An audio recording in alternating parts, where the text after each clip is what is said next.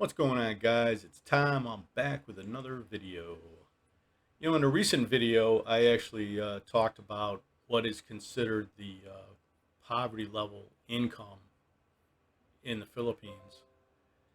And on this video, I wanted to talk about something similar. I kind of wanted to expand on it a little bit and just talk about what's considered, with the different classes of income in the Philippines. What are the levels for, poor, working class, middle class, upper middle class, and all that. So I wanted to just talk about that. And, because I think maybe you guys might be interested in it. And then, of course, I will also talk about those same levels and what they are in the USA. Okay. So let's start out here. I'm actually, this is probably not more than 2 years old, this information for the Philippines. So it probably hasn't changed much. I'm even going to give you the percentage. Now it talks about family, and it doesn't really say how many people. Okay, it could be two people, it could be four people. I know that with the poverty level, it was five people. Those levels in the last video that I did, or one of the recent videos that I did. So let's start out with the uh, the monthly income in the Philippines that's considered poor. Okay, which kind of touched on that in the recent one, but it's basically less than 9,100 pesos per month. So that's, you're talking about maybe $170 a month, okay, approximately in USD. And the percentage of families in that bracket is approximately 16.5%. Okay, that's the poor level. Okay, less than 9,100 pesos per month.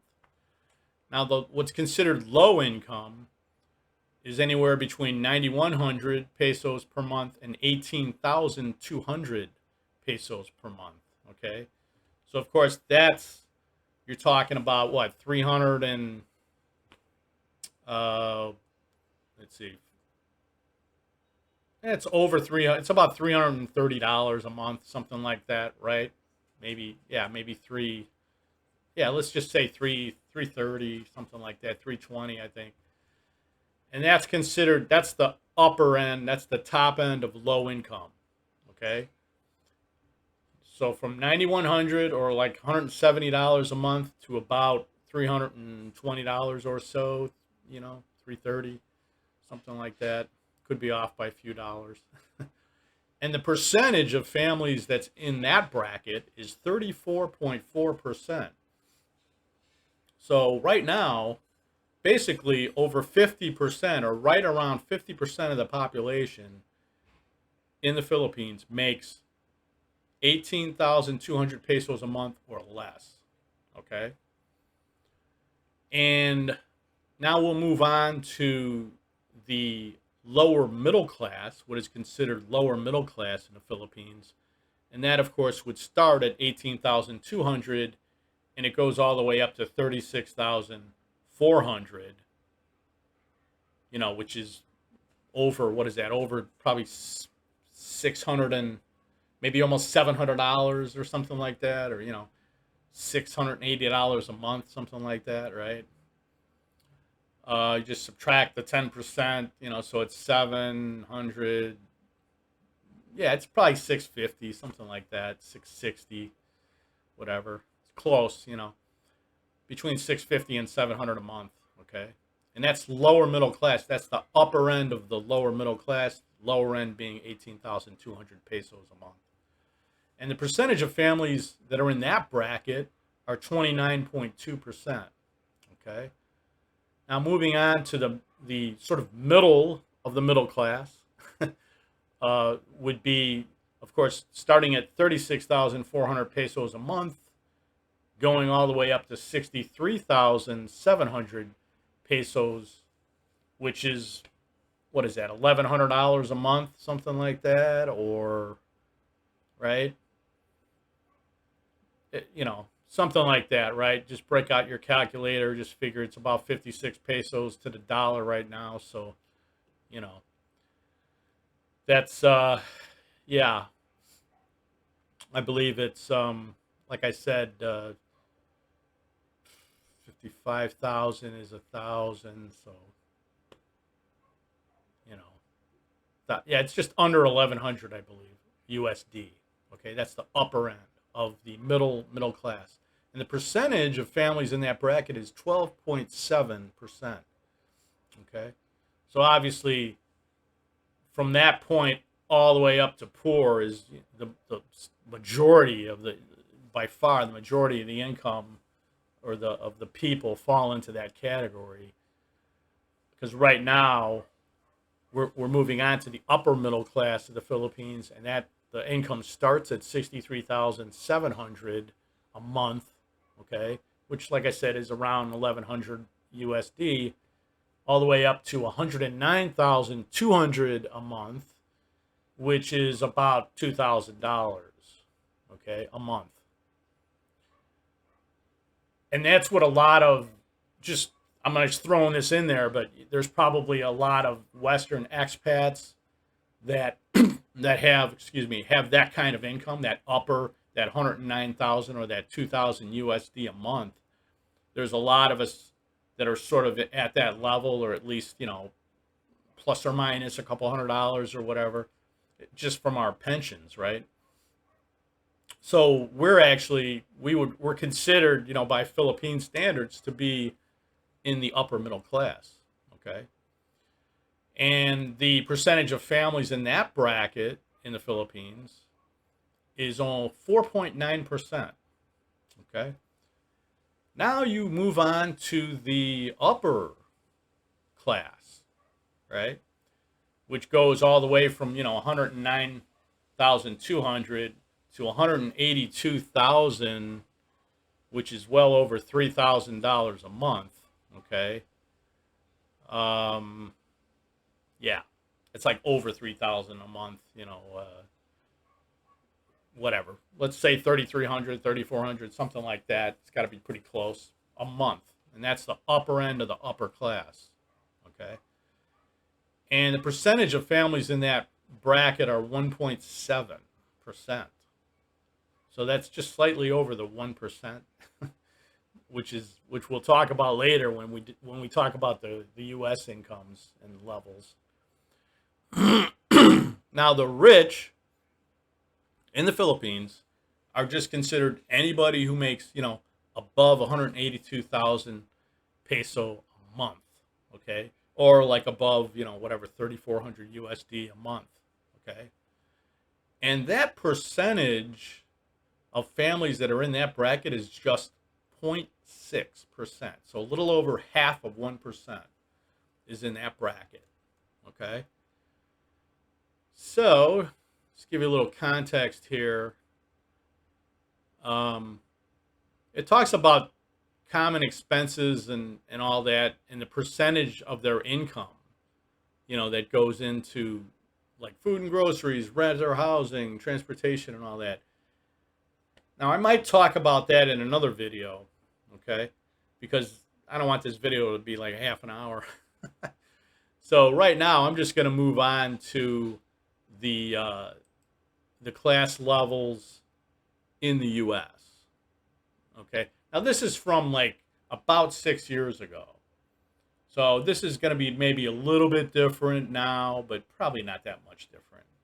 Okay, and this is also family income, but families are basically, I don't know, it doesn't have a number on it. It doesn't say 4 people, 5 people, or anything like that. It just talks about like basically 2 people or more. That's a family, 2 people or more. And of course, in the U.S., nowadays, people don't have as many children as they tend to have here in the Philippines, per family. The average is probably still like people that are married and that probably just have two kids, 1 or 2 kids each, on average, right? So, these levels are, usually not going to probably cover more than 3 people. on average, right, in the family. So anyway, the what's considered poor, okay, in the U.S. family income is anywhere between zero. Now this is annual income, not monthly income. Okay, this is per year. So the poor level is considered, $0 to 24,000 a year. That's considered poor in the U.S. The family income. Now, the working class income, what's considered working class family income, is from 24,000 to 75,000 USD, a year, right? And middle class is considered 75,000 to $121,000 a year. Okay, that might surprise some people, because some people might think, oh, I like if you're single and you make 60 grand a year, you might think that you're middle class, especially if you don't, if you're someone who doesn't spend a lot of money, or but you kind of figure, oh, I'm pretty comfortable, but no, actually, you got to be pretty much over 75,000 a year to be considered middle class. All right. Now, upper class is considered is 121,000 to 431,000 a year. Okay. And basically, the ruling class. That's interesting. Huh? The ruling class, or this is really the 1 percentile. Okay, is over $431,000 a year. Okay, that's what's considered like, rich, basically, right? Now, there's people that have families in the U.S.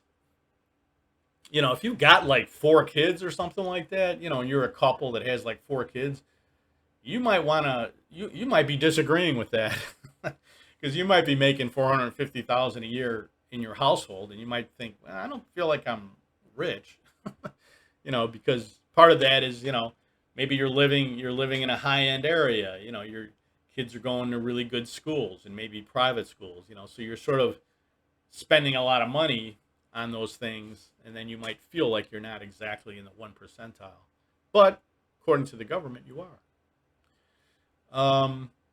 And it does talk about the percentage or the percentile.